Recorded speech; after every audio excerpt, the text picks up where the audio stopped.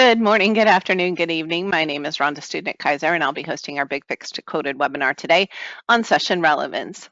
We are recording today's webinar. If this presents you with any concerns, please drop at this time. You'll be able to access a recording of the event about an hour after we conclude. You'll simply follow the same registration link that you used to join us, and you'll instead access a recording of the event.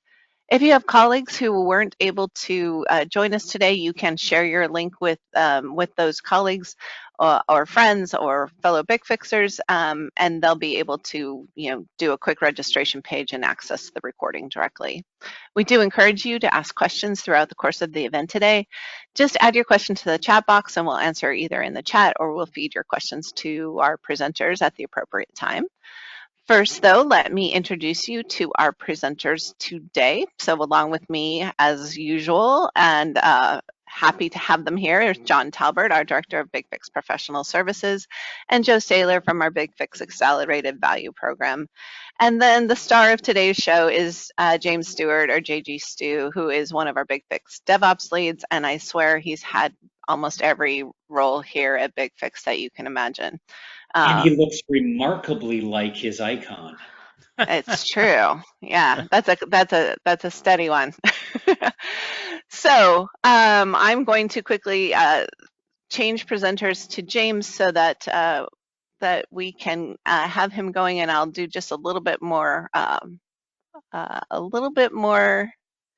introduction here. Just one second. This is the walking the tightrope part of the day. So, as mentioned, we are talking about session relevance today. Now, if you're just getting started, we are going to give you some of the basics, and we're going to talk about why session relevance is different than client relevance, and we'll go through some key use cases that will get you started. And then for our folks who are more familiar with session relevance, James is going to give you some inspiration to further automate some of your repetitive tasks, freeing you up for things you'd rather be doing.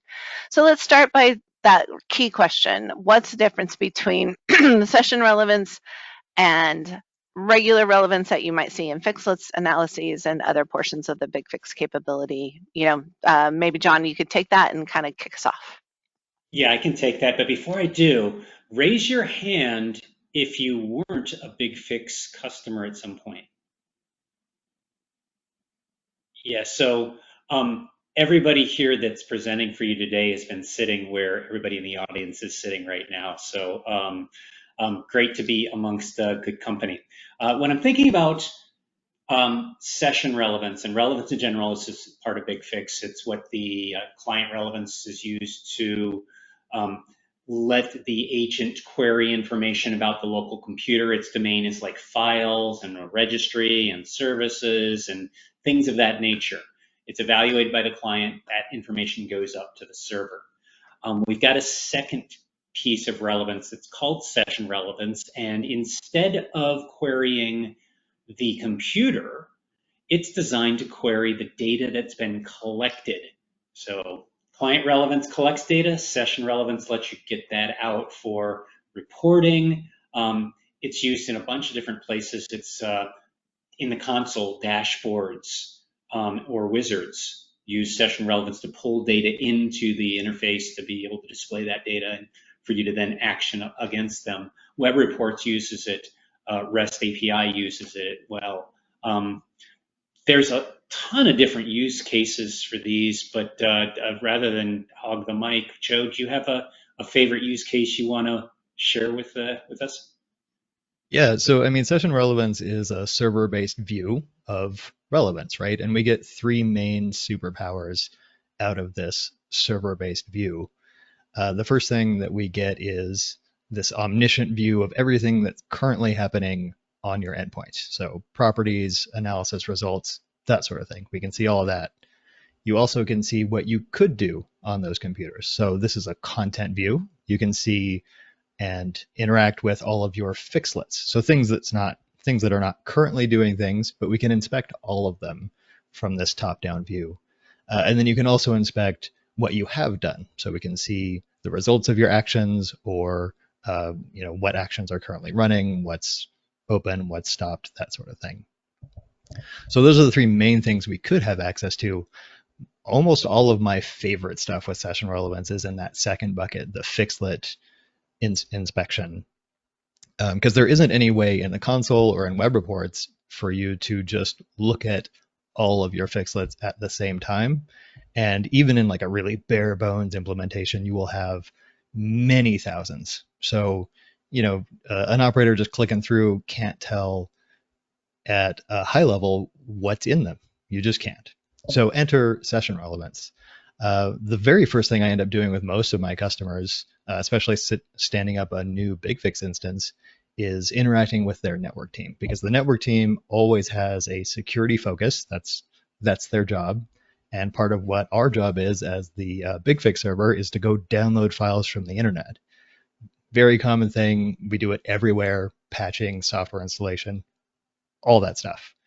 And the network team never wants us to have full carte blanche access to the internet.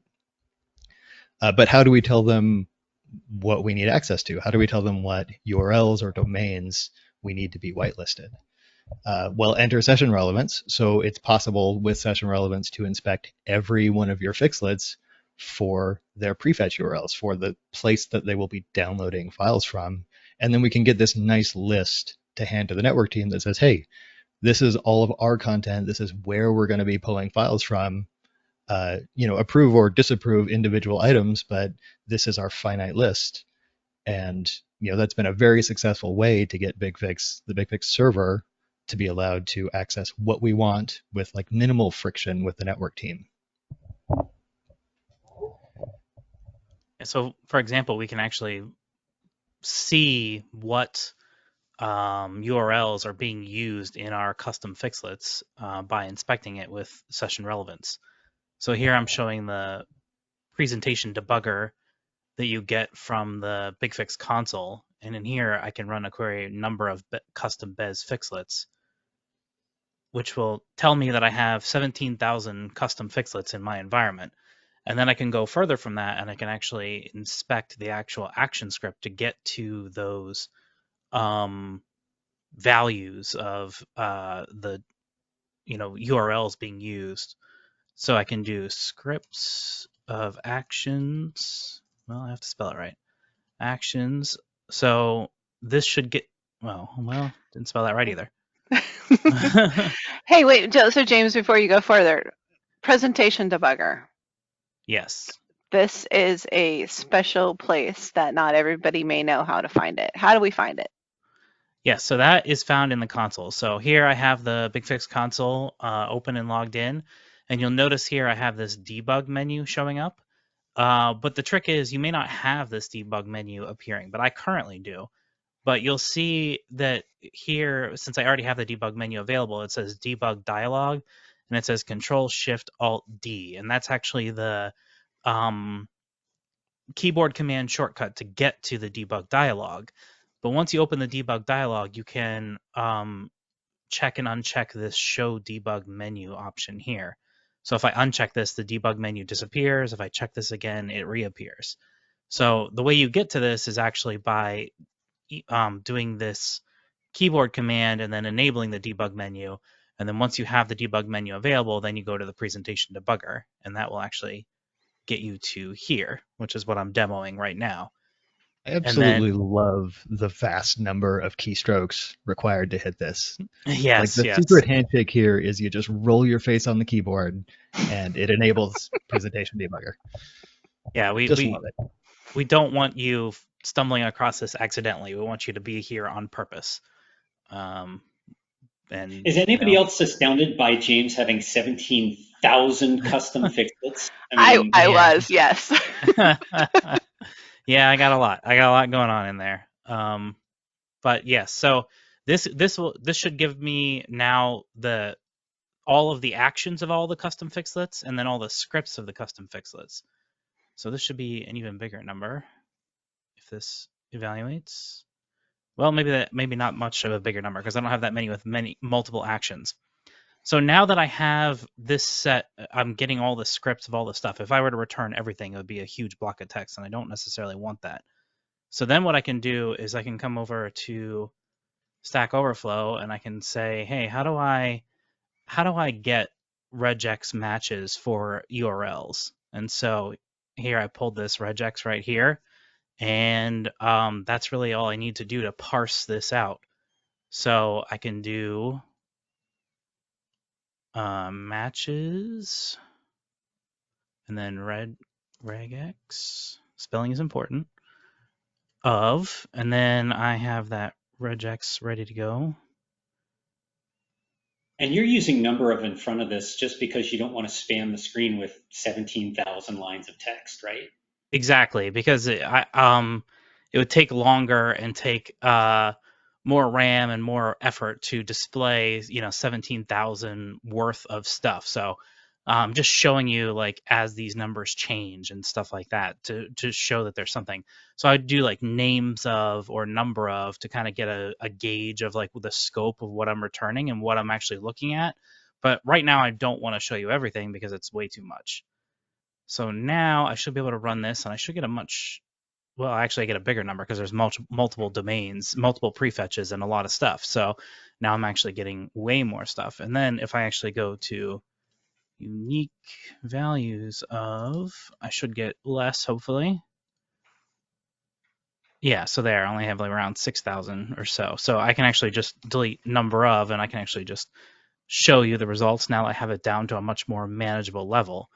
And so now I actually have the domains that are showing up in all of my, well, actually the URL. So it's not just the domain, it's the URL with the actual download. So I can kind of take a look at like, what am I doing in all of my various stuff?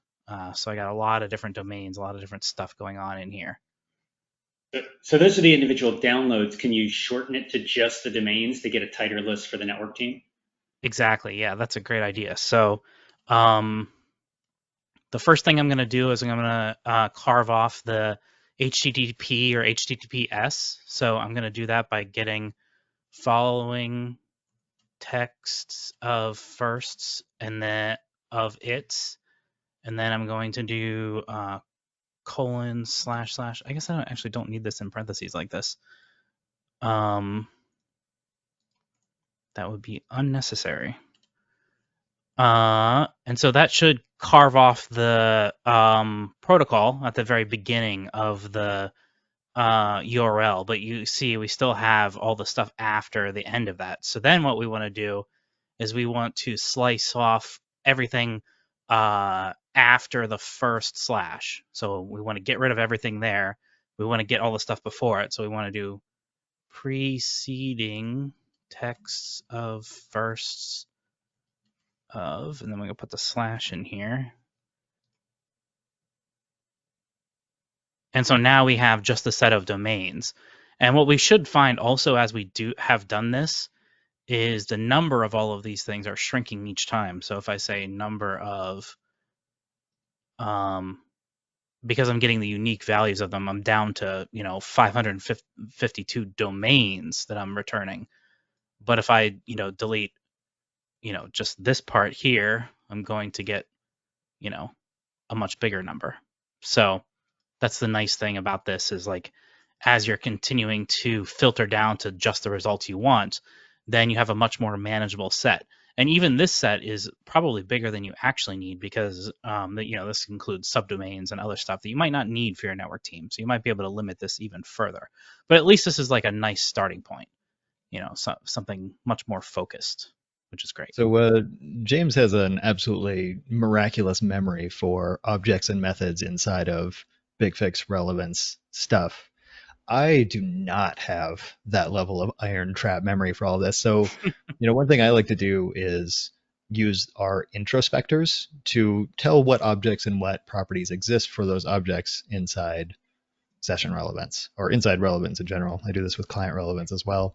The documents are great, like having that open in a browser somewhere. I do find them a little bit verbose, so, not as dense a data view. And so I like to use introspectors instead inside the presentation debugger in like a separate window. So just have another window open and use the properties inspector to see what we could do with, say, the Bez Fixlets inspector or the Bez Actions inspector. So for instance, here I'm this gives me all of the different properties that are currently available. So this would be all the different session relevant stuff I could do. And then if I was not aware that I could do like preceding text or following text or other stuff to parse text, here I'm filtering it down using who's to only the ones that operate on strings. And so then I can look through this and kind of see only the values that have to do with string. And, I should be able to find, different use cases in here. Unique values of will also sort it alphabetically, which is helpful. Because apparently that wasn't alphabetical. Somewhere in here there should be preceding text. Use the power of Control F. My personal favorite keyboard shortcut. Yeah. But anyway, so you can actually say like number of properties, and you would get how many properties there are that are currently available in your, setup right there, and then be able to go like this and just do properties and, see everything and kind of go through everything. But, that's a huge number of stuff to look at. And then you can also, here on the developer site, you can search for inspectors, you can look through different guides that we have and tutorials. So I definitely spent a lot of time on developer.bigfix.com. I do agree with Joe. The introspection is awesome and really powerful and really useful when you know about it. But I also really love being able to use this website and be able to find stuff here as well. So lots of different options available, which is great. So this was a good overview of my favorite use case of inspecting all of our content. James, I know you have a million other use cases. Show us something cool. Yeah, so one of my big use cases with my 17,000 custom fixlets is actually trying to find something in my environment that I already wrote that I want to reference as an example. But the problem is I don't remember exactly where that is or what that is. Like I might not remember what site that was or what's going on with that. So one of the things I can do is I can do names of custom Bez fixlets, and then I can say whose it contains download like this. And this will get me a bunch of fixlets that involve setting settings for BigFix client settings that are specific to downloads. And that just happens to be like a thing that we follow in our client settings. And in this case, I have client setting names in the actual titles of the fixlets that I've created. And so here is a set of them. And, if I actually do number of in front of this, you'll see that there's only 27. But I know that I have more fixlets than just those 27 that involve setting client settings that involve downloads in some way. But I'm only currently searching for the names of them. But what I can do is I can go further than that, and I can do not just the names of it. So I can do names of it, and then I can do relevance clauses of it. And I actually want to concatenate those.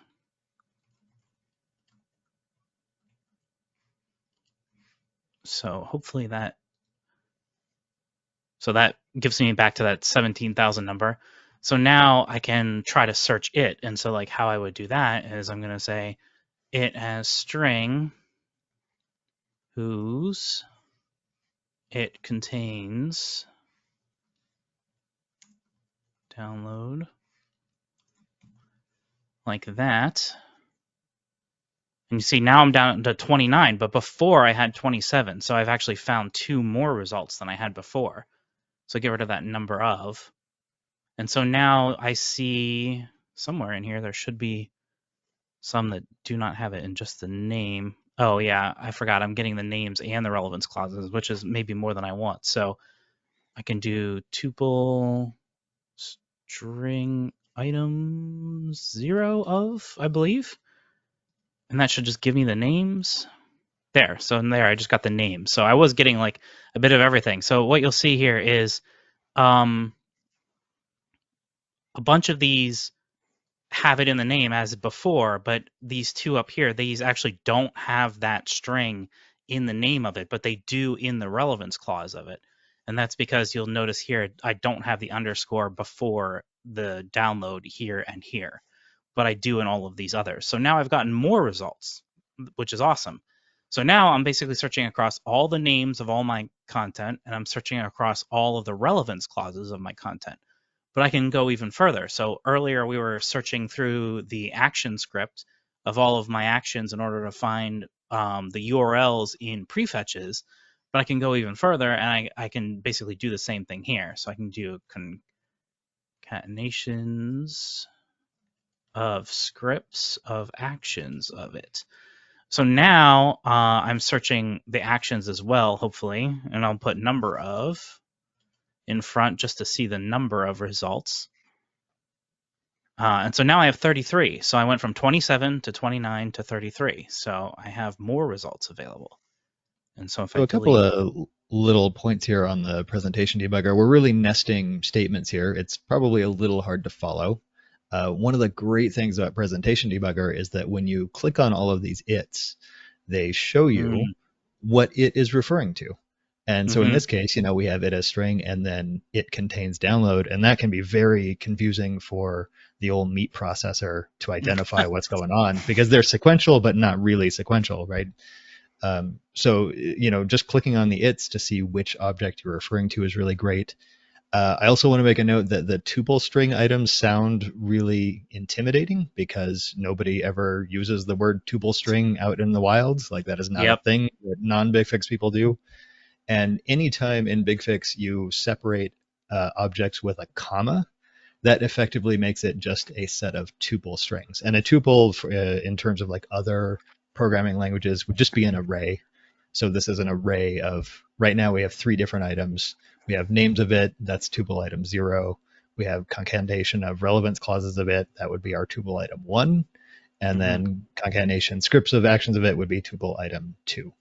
So it's looks intimidating, looks unintuitive, but it's actually relatively easy as long as you kind of keep that in your brain. Yeah, you can kind of think of it as picking like which column you want out of a CSV in a sense is what tuple string items is doing, because it's picking like which of those items you want from the set of results, the rows of results in a way.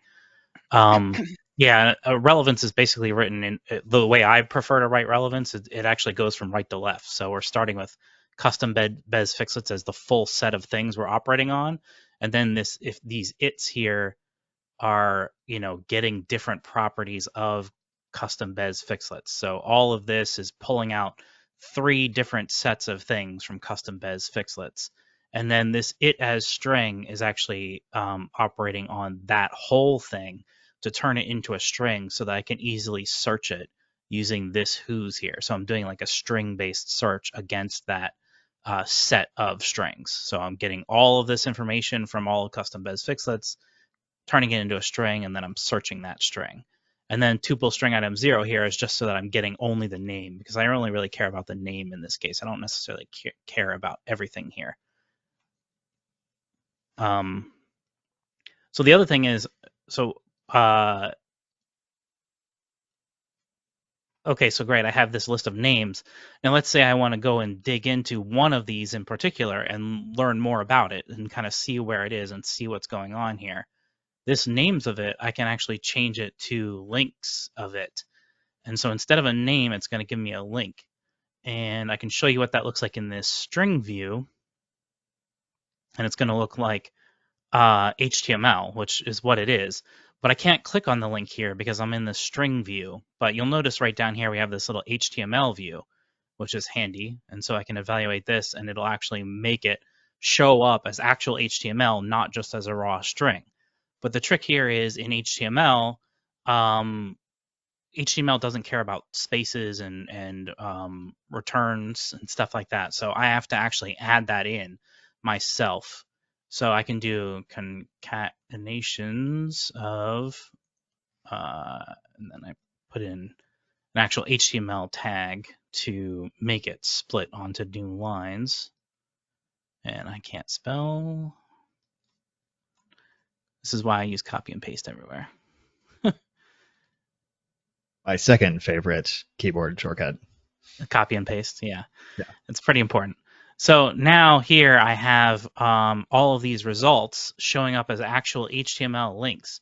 And what's cool about that is now, let's say this is the result that I want to look more into. I can click on this and it's actually going to open this in the actual console view for this item. And it's going to tell me, oh, this is the site that it's in.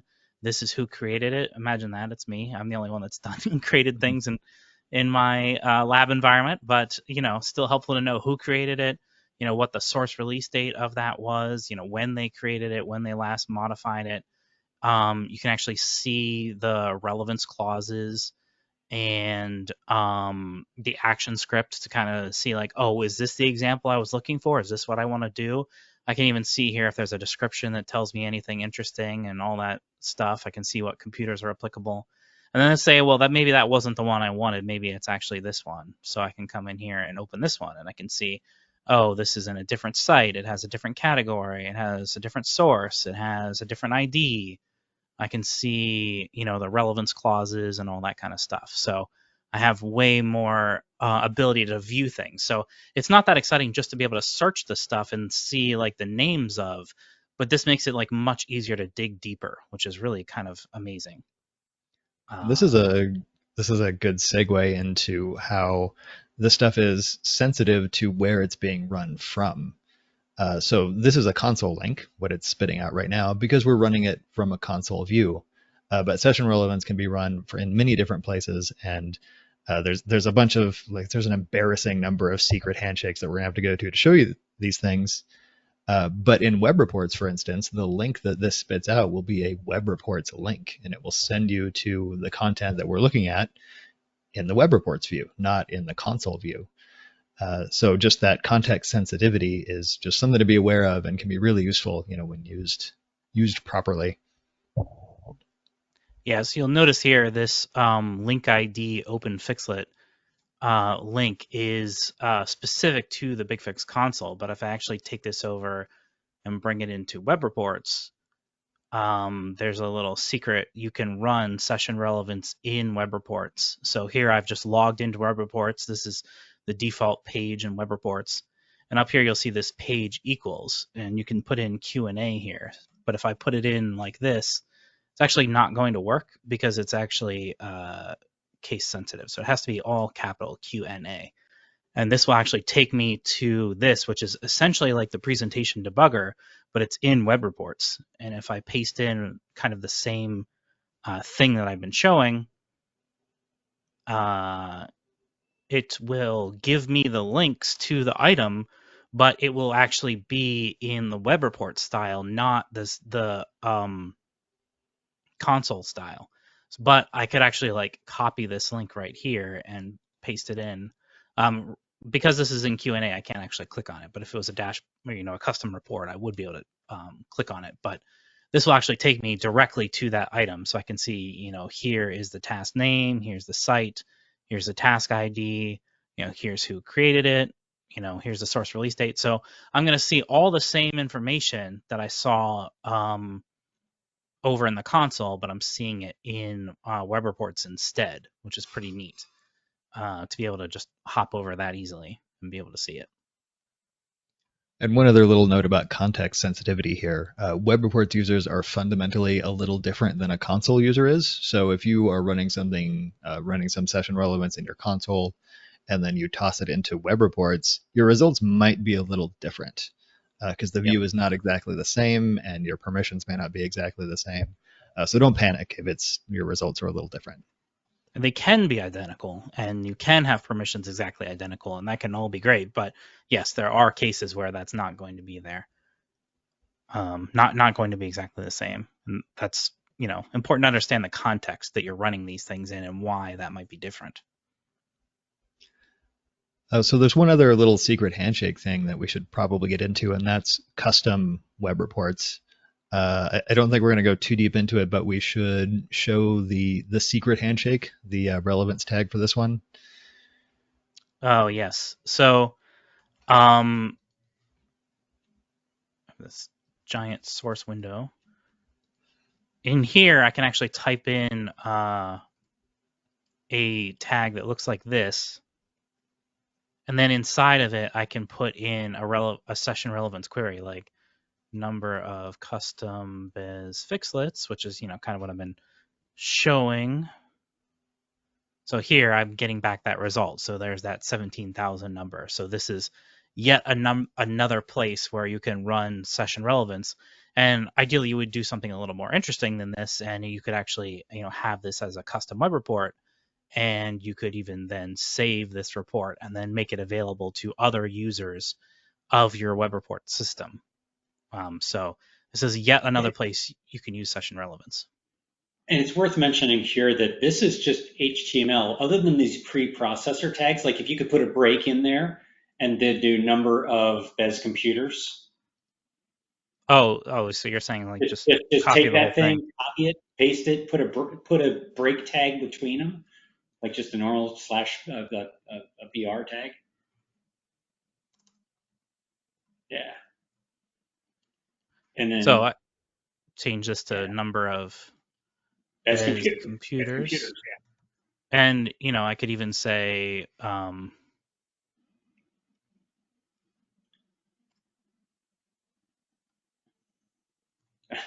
Now he's getting fancy. Yep. So if you know some basic HTML, you can do that. So this is my number of custom fixlets. This is my number of computers. And then this is just static HTML that I've entered in there, which could be just about anything. And so you can go way deeper on this to actually build custom web reports. And I do have examples out there. John used a really specific keyword there that took me a while to really grok. The pre-processing nature of those relevance tags is super important to understand. It looks like magic how it works right now, but it's really two different processes you're feeding this to. BigFix processes all of these relevance tags first. We don't do any sort of HTML rendering. It just turns them into strings.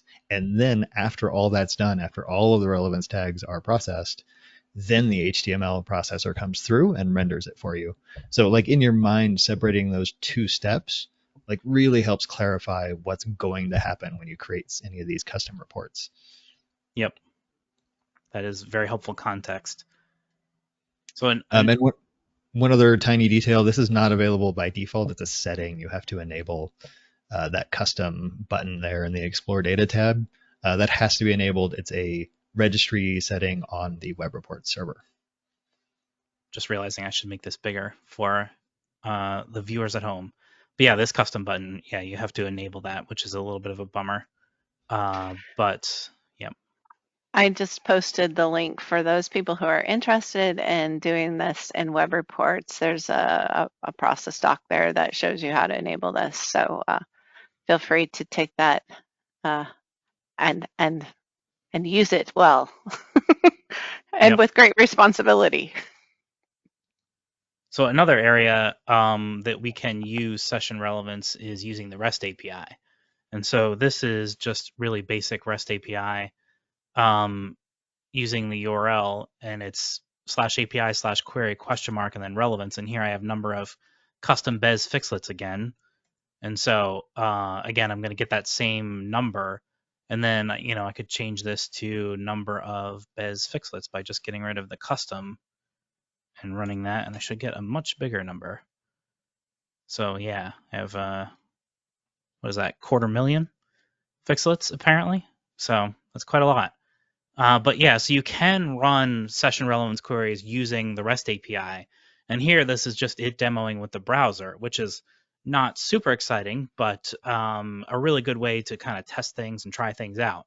But if you really want to do more powerful stuff with the REST API, there's a Python module that I maintain that can let you do way more with session relevance and the REST API.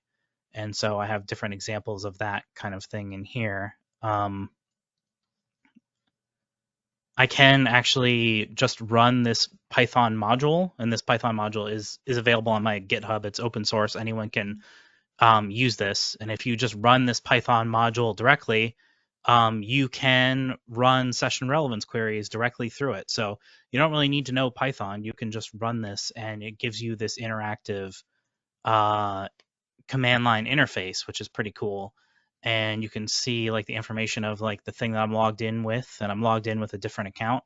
And I can say query, and then it's going to do session relevance the same way it was doing before. And so I can say number of custom Bez fixlets. And it's going to give me a slightly different number, but it's still going to give me in the 17,000 range. The reason this number should be different is this is actually as a different user. And I can actually clear and log in, and I can log in with my other account. And then I can run the same query again. And I should get a slightly different number. Yeah, only about 200 extra. So not a huge difference. But again, like the user context matters in this case. So this is showing how I can run session relevance in this like command line interactive way. This is kind of something similar to like the IEM command that we had and some other stuff. But there's a lot more that this can do that's quite powerful, and can do arbitrary stuff as well, which is kind of cool. But this is just the interactive interface to this Python module to kind of give you an idea of what it can do. But it's actually way more powerful than that. And I have a bunch of example scripts that use this same module, but not in an interactive way. It actually uses it, as a pure Python module. And one of those here is called baseline by relevance. And so what this will do is it actually takes this right here, which is the scope of fixlets I want to include into a baseline, and it's going to create the baseline for me. So if I bring this over here into the presentation debugger, I can look at the number of fixlets in scope. So again, number of, I have 380 in scope right now. And I can say names of.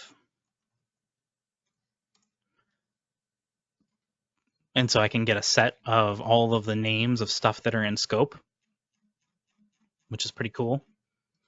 And so basically, these are all the fixlets I'm going to consider adding to the baseline in an automated way using my Python script.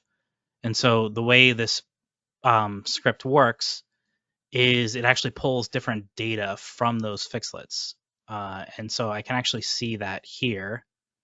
So this is the rest of the query in a sense. And so if I put the rest of this query here, and then say number of, I have 35. So before I actually had like 380 or so fixlets that were in scope, but by using this other set of stuff, I'm actually filtering that down to 35. So I'm actually not going to deploy all 300 fixlets into my baseline, or like add all of them into my baseline. I'm actually going to add way less. And if I get rid of this, this is actually the data that the Python script is going to use to construct the baseline. So it needs to know the site URL, basically, the fixlet ID, and the action that it's going to use to construct the baseline. So you don't necessarily need to know this. This is just what the Python is going to do for you, in a sense. And you could just use this script as is. You don't necessarily need to know how all of that works. And you could also change just this part if you want to change the scope of items that are going to be added to the baseline. And then I could... those criteria look awfully like something we might do in patch policy. James, yes. Did you inadvertently recreate patch policy? In a sense, yes. I mean, you can do this with WebUI patch policy today, something very similar. But the idea is with this, you can get something that's way more granular and way more specific if you want. WebUI patch policy is probably what you should be using for most use cases. But if you want something very custom, this is like an example of what you can do. And so if I run this, it's getting the items to add to the baseline, and it found all of these items. And if I come here, it's actually created this temp baseline.bez file. So this is the actual XML that the Python script has constructed based upon those session relevance results. So it found 35 items in scope that it's going to add to the baseline. It generated the XML, which was almost instantaneous. And you'll see in here, there's like this baseline component field, and you'll see there's the source site URL, which has this URL in it, and then it has the source ID, which is a Fixlet ID, and then the action name. And so that is sort of like the information that the API needs to construct the actual baseline from. And you'll notice it said importing generated baseline for quite a while here, and now it's actually spit this back out. So this means it's actually created the baseline for me. And that took a while because it's actually grabbing the relevance and the action script from every single one of these components and constructing the full XML for the baseline as part of that process. And you'll notice here it's actually deleted the file as it's finished the work. So it created this temporary file, imported it successfully, and then deleted it. So if it didn't import it successfully or you weren't able to import it, you could actually try to import it yourself. But I should now be able to find this over here in my console. Wait, I thought we were just going to get a BES file out. It actually went all the way back and created the baseline? Yes, which is pretty cool. You are not only automating creating of things with the REST API, but you're actually also, re-injecting them back into BigFix, which is really nice. Pretty hot. And next you're going to tell me you can automatically take an action on it. Yes, that is true.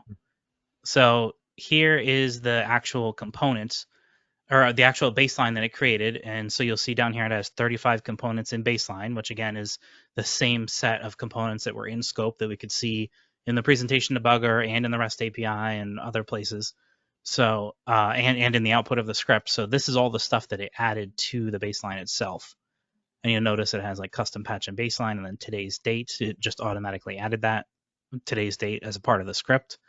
So this is everything that's in scope. So every single one of these should have at least one computer applicable in my environment, possibly more, and eventually those will start to show up here. And so, now this baseline's been automatically created. But as Joe said, we can actually go even further. And so I actually have this commented out right now. But in the script, basically after this point, if we were to comment this out here, then it would continue the script. And what the script is going to do at this point is it's actually going to grab this ID here that came in the return from creating the baseline, and then it's going to create an offer action for the baseline. So it's just going to take the site name that we use, the baseline ID that we just got from creating the baseline, and then this is set to create an offer. So isOffer is set to true. So if you just run this with that line commented out, it will actually create an offer to deploy this baseline to all of your devices immediately. And so the idea here is that you don't need to actually interact with anything in order to start testing this baseline on your test machines immediately. You can basically go to a test machine, go to the BES offers interface and say accept, and it'll deploy. And if you wanted to get even more aggressive, you could scope this instead of it being scoped to all computers like I have it right now, scope it to just your test machines and remove this isOffer, and then it would actually deploy to your test machines immediately, no waiting. It would just, immediately start doing its work and deploying the baseline. So you could be testing the baseline before you even, within a minute, basically, of running the script, which is kind of wild. And the session relevance magic is that getting all the content that should be part of it. That's the session relevance magic, bringing it back to the topic that we're talking about here. Exactly. Yeah. So the magic here is defining a scope of fixlets you want to deploy with session relevance. And so this is really the only part you would need to change. And so you could come in here and add on other sites, in the example. So in the event that a user like can't install a Python processor in their environment, or doesn't want to, or has maybe some expertise in another programming language. Maybe you've got a bunch of C# developers in-house already. Interacting with session relevance is fairly easy to do in any language. James initially showed us just the URL that he would hit to get to a relevance node in the API, and that's all it is. If you already have people that have programming experience and can just get to a website in their program, then they can access session relevance and get data out of it.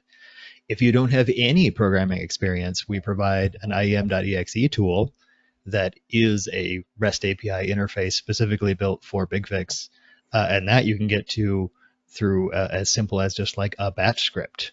Just run it line by line. You can schedule it in Windows Task Scheduler. So the bar to entry for this is way lower than it seems, even though we put all sorts of hurdles in front of it to make you roll your face on the keyboard to get to session relevance to begin with. Yep. Here I'm struggling to add another site to this set of things. I was trying to expand the scope. Names of Bez sites.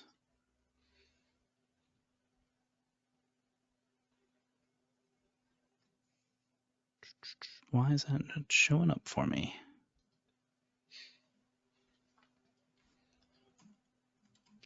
Updates for it's there. Updates for Windows applications. Yeah, here it is. Yeah. So, name of it starts with. I was just reflecting on the name of our webinar, and we've gone way past the UI to the point where we can automate to the point you don't even need to hit the UI anymore. You just run. That's pretty fantastic. Exactly.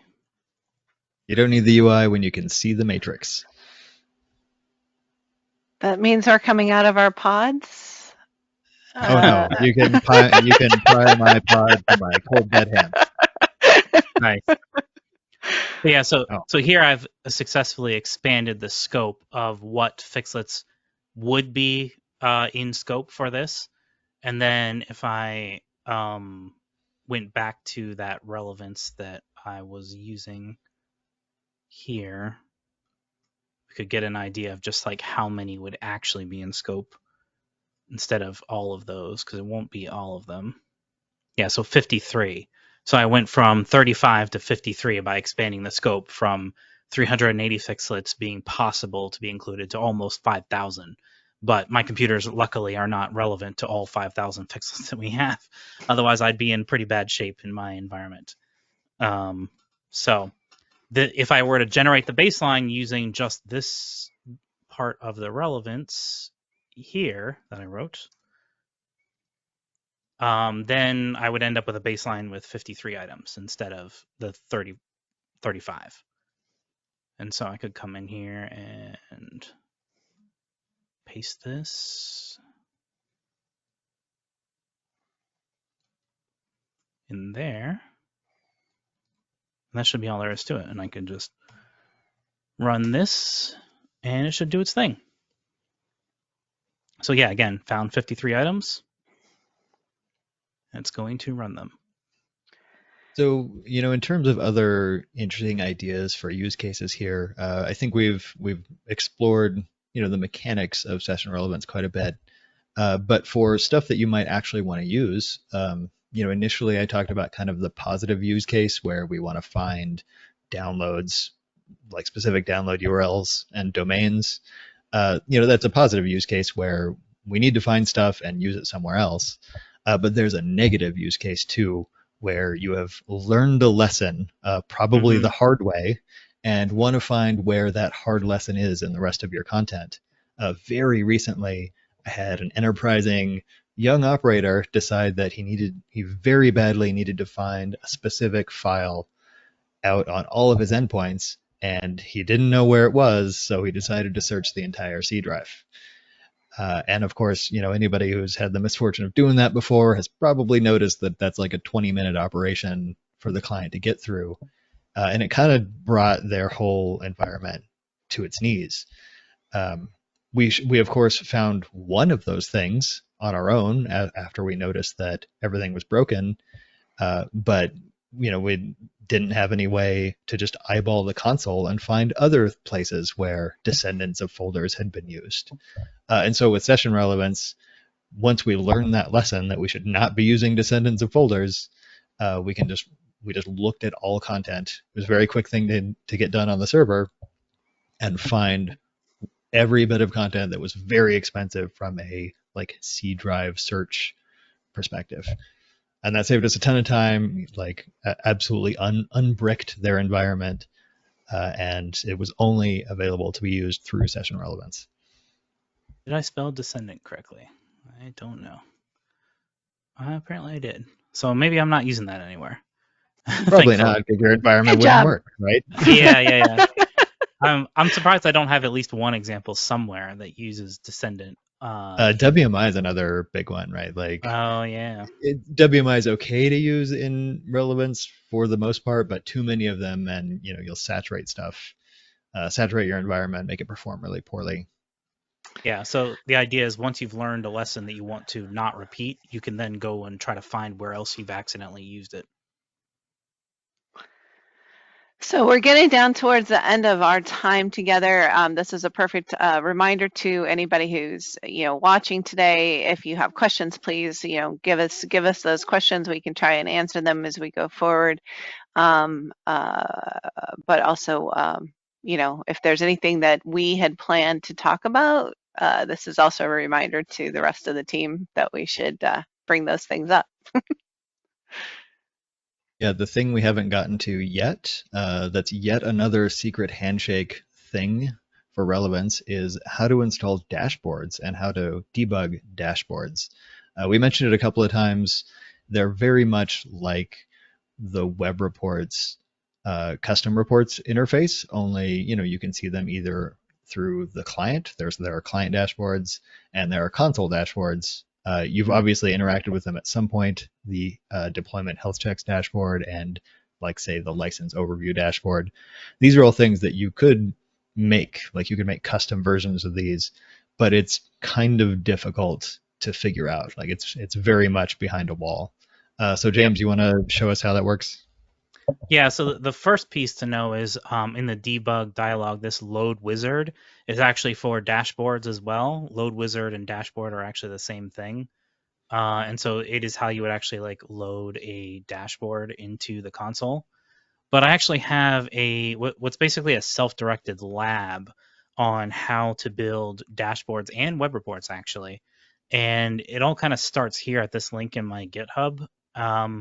This talks about how to open the presentation debugger with the debug menu that we've already gone over, and then kind of walks you through how to do some session relevance with that and also with the REST API. But then you'll notice the next thing down here at the end is how to debug a dashboard in the console. And so this shows you how to actually do that.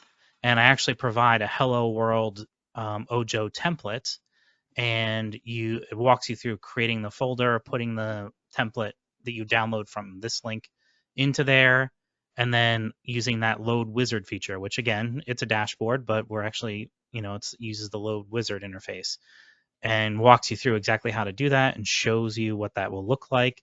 And then it gives you some ideas on how to make changes and how to make edits and how to work with this to kind of tweak it, show you the actual raw HTML involved and what that looks like, all that kind of stuff.